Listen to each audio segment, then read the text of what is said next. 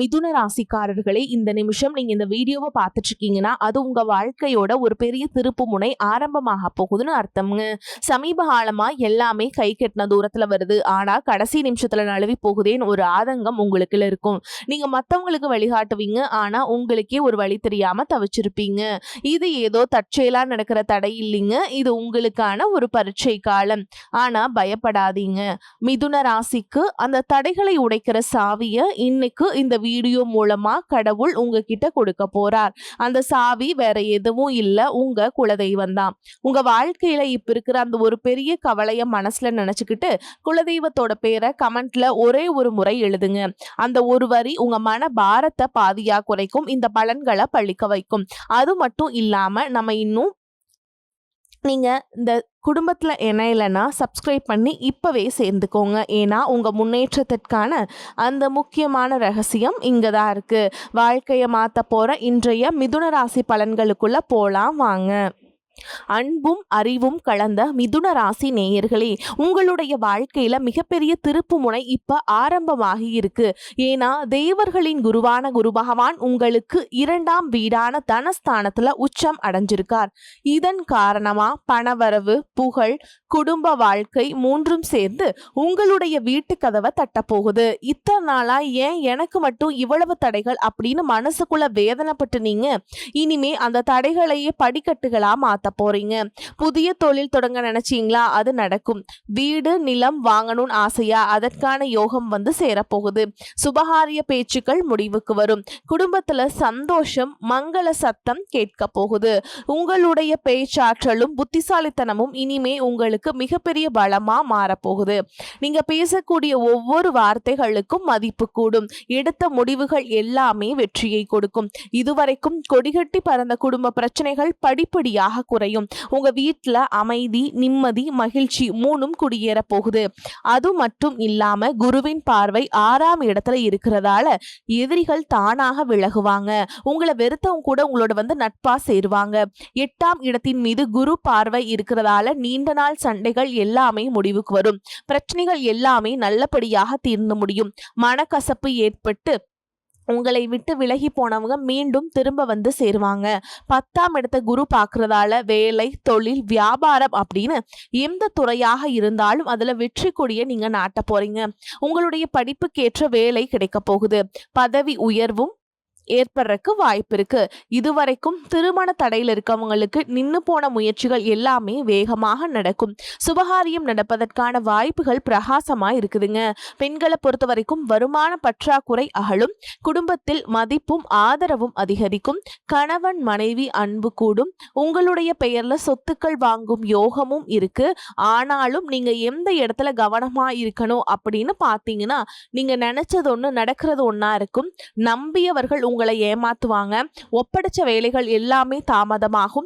செலவுகள் அதிகரிக்கலாம். அதனால யாரையும் கண்மூடித்தனமா நம்பாதீங்க. சொத்துக்களை வாங்கும் போதும் ஆவணங்களை சரிபார்த்து வாங்கணும். உங்களுடைய உடல் நலத்துல கவனம் தேவை. குலதெய்வ வழிபாடு, பெரியவர்களுடைய ஆசீர்வாதம் இது உங்களுக்கு மிகப்பெரிய பாதுகாப்பாக இருக்கும். மொத்தத்துல பாத்தீங்கன்னா இந்த குரு பெயர்ச்சி மிதுன ராசிக்காரங்களுக்கு தடைகளை உடைச்சு வெற்றிக்கு அழைத்து செல்லக்கூடிய முக்கியமான காலமா இருக்க போகுதுங்க. உங்க வாழ்க்கையில முன்னேற்றம், பண வரவு, குடும்ப ஒற்றுமை, மரியாதை எல்லாமே உங்களை தேடி வரக்கூடிய காலமா இந்த காலகட்டம் இருக்க போகுது. குடும்ப உறவுகள் மற்றும் நண்பர்களோட சின்ன சின்ன மனக்கசப்புகள் ஏற்பட்டு பிரிஞ்சு போய் இருக்கிறதும், தொழில் மற்றும் வியாபாரத்துல ஏற்பட்ட நஷ்டம் காரணமா மன அழுத்தம் இருக்கிறதும், நீங்க எந்த ஒரு நல்ல விஷயத்த செய்யணும் அப்படின்னு நினைக்கும் போதெல்லாம் அதுல ஏதாவது ஒரு தடைகள் ஏற்பட்டு நம்மளுடைய வாழ்க்கை எப்ப நல்லபடியா மாறும், நல்லது எப்ப நடக்கும் அப்படின்னு ரொம்பவே எதிர்பார்த்து காத்துட்டு இருந்திருப்பீங்க. நீங்க என்னதான் நல்ல விஷயங்களை நினைச்சாலும், நல்லதையே மத்தவங்களுக்கு செஞ்சாலும் உங்களுக்கு தொடர்ச்சியாக கஷ்டங்களும் பிரச்சனைகளும் மாறி மாறி வந்துகிட்டு தாங்க இருக்கு. அதையெல்லாம் மறந்து தான் உண்டு, தான் வேலை உண்டு அப்படின்னு இருந்தாலும் மனசுக்குள்ள ஏதோ ஒரு கவலை, ஏதோ ஒரு குழப்பம் உங்களை அதிகமா யோசிக்க வச்சுட்டு இருக்கும். யாராவது என்னுடைய குழப்பங்களுக்கு பதில் சொல்ல மாட்டாங்களா, நல்ல தீர்வு சொல்ல மாட்டாங்களா, கடைசிக்கு என்னுடைய கஷ்டங்களை காது கொடுத்து கேட்க மாட்டாங்களா, ஆறுதலா 4 நல்ல வார்த்தை பேசிட மாட்டாங்களா? என்னை உண்மையா நேசிக்க மாட்டாங்களா? எதிர்பார்ப்பு இல்லாம என்கிட்ட பழக மாட்டாங்களா? அப்படின்னு தான் நீங்க ஆதங்கப்படுறீங்க. இப்படி நினைக்கக்கூடிய உங்ககிட்ட நான் சொல்லக்கூடிய ஒரே ஒரு விஷயம், உங்களுடைய வாழ்க்கையில உங்களுக்கு பிரச்சனைகள் இருக்கு, கஷ்டங்கள் வருது அப்படின்னா, நீங்க நெறைய பாவங்கள் பண்ணிட்டீங்க அப்படின்னு அர்த்தம் இல்ல. நீங்க தவறான நபர் அப்படின்னும் அர்த்தம் இல்ல.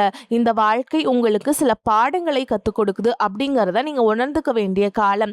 சாதாரணமா எல்லாரும் சொல்லலாம், நல்லது செஞ்சா இங்க காலம் இல்ல அப்படின்னு நினைப்பாங்க. நம்ம நல்ல விஷயத்தை எப்ப செஞ்சாலும் அதற்கான பலன்கள் உடனே கிடைக்கலனாலும் அது கால தாமதமாக தான் கிடைக்கும் அப்படிங்கிறத நீங்க புரிஞ்சுக்கணும். கெட்ட பேர் வாங்குறது ரொம்பவே ஈஸி, சில நிமிஷத்துல நடந்துடும்.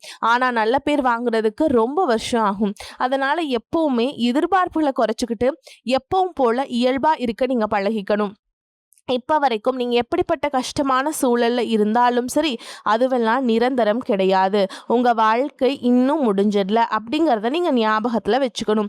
இப்போ உங்க வாழ்க்கையில இருக்கக்கூடிய கடன் பிரச்சனையோ, கணவன் மனைவி பிரிவோ, அல்லது காதல் தோல்வியோ, அல்லது வேலை இல்லாம கஷ்டப்படுறதோ, இது மாதிரி உங்க வாழ்க்கையில உங்களை சுத்தி நடக்கக்கூடிய எல்லா விஷயங்களும் உங்களை அழிக்கிறதுக்காக வரல, உங்களை மாத்துறதுக்காக வந்திருக்கு.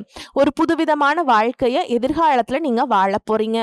அதுக்கான ஒரு அடித்தளமாக தான் இதை நீங்க எடுத்துக்கணும். சிலருக்கு பார்த்தீங்கன்னா இந்த பிரச்சனை எல்லாம் கொஞ்ச நாளா இருந்தா பரவாயில்ல, ரொம்ப வருஷமா இப்படிதான் போயிட்டு இருக்கு, எனக்கு சுத்தமா நிம்மதியே இல்ல, என் குடும்பத்துல சந்தோஷம் இல்ல, என்னை எல்லாரும் ஏமாத்துறாங்க, எப்பவும் நான் மத்தவங்களுக்காக வாழ்ற மாதிரியே இருக்கு, எனக்கு பிடிச்ச சின்ன சின்ன ஆசைகளை கூட என்னால நிறைவேற்றிக்க முடியல, இதையெல்லாம் ஒரு நிமிஷம் நினைச்சு பார்க்கும்போது என்னடா இந்த வாழ்க்கை ஓடிட்டே இருக்கும், இதுவெல்லாம் எப்ப சரியாகும் அப்படிங்கிற கேள்விக்கு பதில் தெரியாம தான் இன்னுமே நீங்க ஓடிட்டு இருக்கீங்க.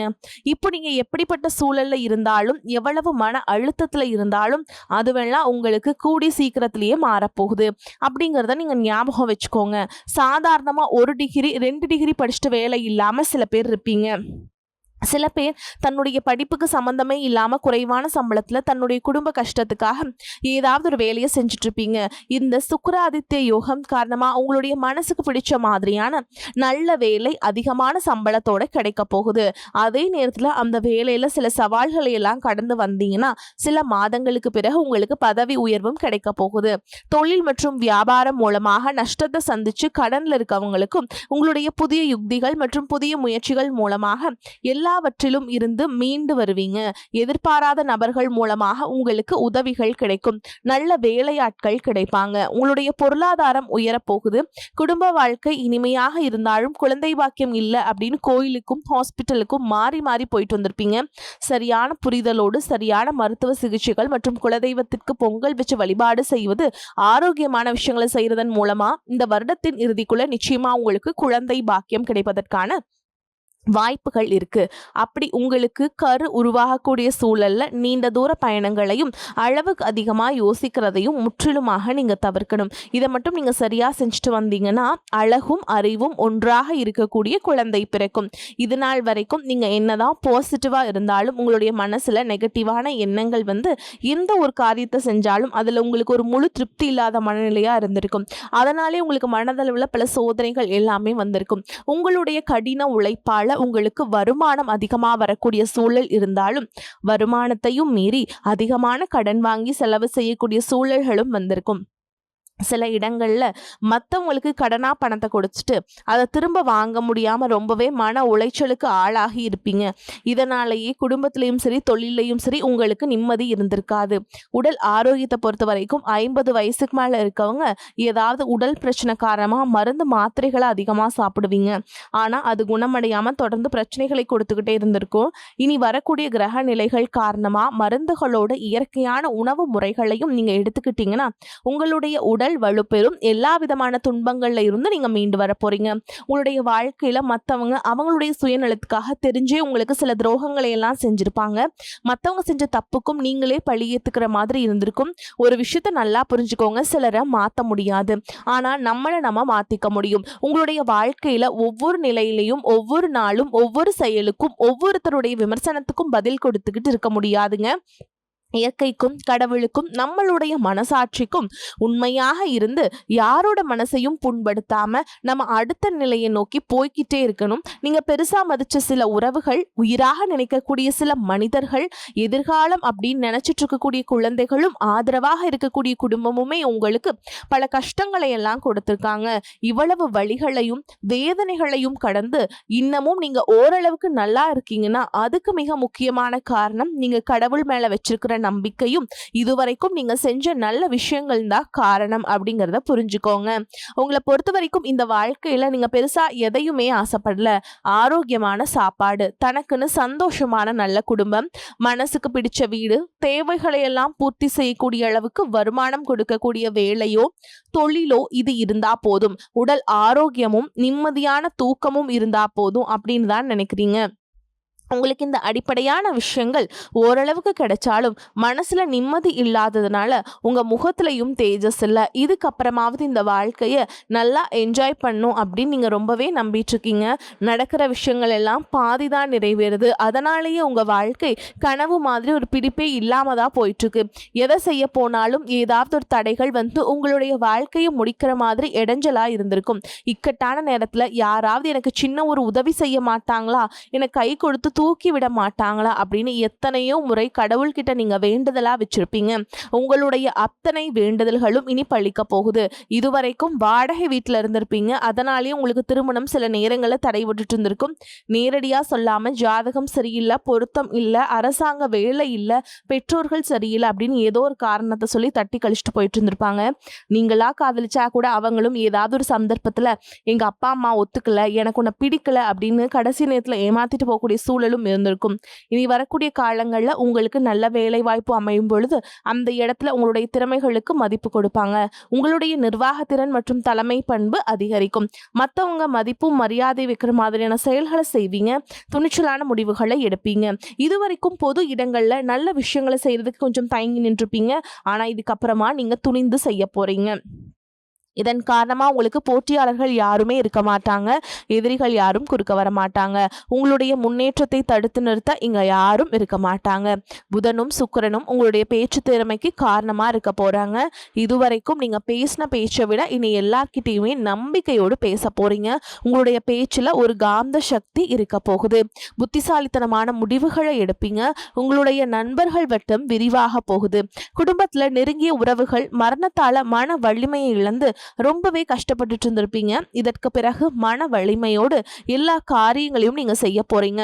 உங்களுக்கு நல்ல வாழ்க்கை துணை அமைய போறாங்க. அதுவும் கை நிறைய சம்பளம் வாங்கக்கூடிய அழகான வாழ்க்கை துணை அமைவாங்க. உங்களுடைய 2 பேருடைய வருமானமும் உங்க குடும்ப பொருளாதார நிலையை உயர்த்த போகுது. திருமணம் முடிஞ்சதுக்கு அப்புறம் புதிதாக உங்களுக்கு சொந்த வீடு, வாகனம் எல்லாமே சாத்தியமாகும். வெகு விரைவிலேயே நீங்க நினைச்ச மாதிரியான வாழ்க்கைய நீங்க வாழ போறீங்க. நீண்ட காலமாக உங்க குடும்பத்துல வாழ்க்கை துணையின் உறவுகள் மூலமாக நிறைய பிரச்சனைகள் எல்லாமே சந்திச்சுட்டு வந்துட்டு இருப்பீங்க. நீண்ட காலமாக உங்களுக்கு பிரச்சனைகளை கொடுத்து கொண்டு வந்த உங்களுடைய வாழ்க்கை துணையின் உறவுகள் உங்களை விட்டு விலகி இருக்க போறாங்க. அவங்க செஞ்ச பாவங்களுக்கும் மனசாட்சி இல்லாம நடந்துகிட்டதுக்கும் சரியான தண்டனை கிடைக்க போகுது. இதற்கு பிறகு குற்ற உணர்ச்சியால அவங்களே உங்ககிட்ட மன்னிப்பும் கேட்க போறாங்க. இந்த மாதிரியான நல்ல விஷயங்கள் உங்க வாழ்க்கையில் நடந்து உங்க வாழ்க்கையவே தலைகீழா மாத்த போகுது. அதனால நீங்க நம்பிக்கையோடு இருங்க.